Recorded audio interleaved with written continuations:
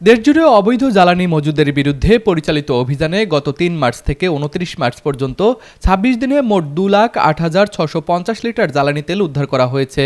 গতকাল এক সংবাদ সম্মেলনে এই তথ্য নিশ্চিত করেছেন জ্বালানি ও খনিজ সম্পদ বিভাগের মুখপাত্র ও যুগ্ম সচিব মনির হোসেন চৌধুরী। তিনি জানিয়েছেন, অভিযানের অংশ হিসাবে সারা দেশে মোট ৩,১৬৮টি অভিযান পরিচালনা করা হয়েছে এবং এর ফলে ১,০৫৩টি মামলা দায়েরের পাশাপাশি ১৬ জনকে বিভিন্ন মেয়াদে কারাদণ্ড প্রদান করা হয়েছে। মন্ত্রণালয়ের দেয়া পরিসংখ্যান অনুযায়ী জব্দকৃত জ্বালানির মধ্যে ডিজেলের পরিমাণ সবচেয়ে বেশি, যা প্রায় ১,৩৯,৯৬৫ লিটার।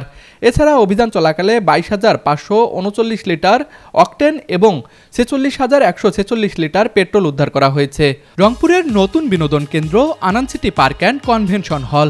অত্যাধুনিক রাইড সম্বলিত নিরিবিলি ও মনোমুগ্ধকর পরিবেশের এই পার্কের অবস্থান বাংলাদেশ ব্যাংক মোড় থেকে ৫ কিলোমিটার উত্তরে বুড়িরহাট রোড, কোবারুতে।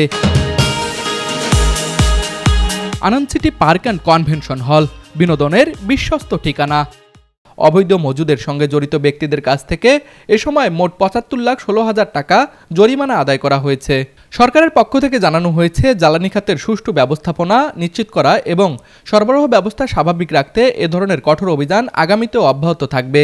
জ্বালানি খাতে শৃঙ্খলা ফিরিয়ে আনতে সরকার এর আগেই অবৈধ মজুদ ও পাচারকারীদের সম্পর্কে তথ্য প্রদানকারীদের জন্য সর্বোচ্চ ১ লাখ টাকা পর্যন্ত পুরস্কারের ঘোষণা দিয়েছে। এছাড়াও তদারকি কার্যক্রম জোরদার করতে দেশের প্রতিটি জেলায় গঠন করা হয়েছে বিশেষ ভিজিলেন্স টিম এবং জনগণের সুবিধার্থে তাদের মোবাইল নম্বরও প্রকাশ করা হয়েছে। নিয়মিত ভ্রাম্যমাণ আদালত পরিচালনার পাশাপাশি পেট্রোল পাম্পগুলোতে ট্যাগ অফিসার নিয়োগ এবং জ্বালানি ডিপোগুলোর নিরাপত্তা নিশ্চিতে বিজিবি সদস্য মোতায়েন করার মতো গুরুত্বপূর্ণ পদক্ষেপও গ্রহণ করেছে সংশ্লিষ্ট মন্ত্রণালয়। তুষার আচার্য, ডেস্ক রিপোর্ট, RCTV।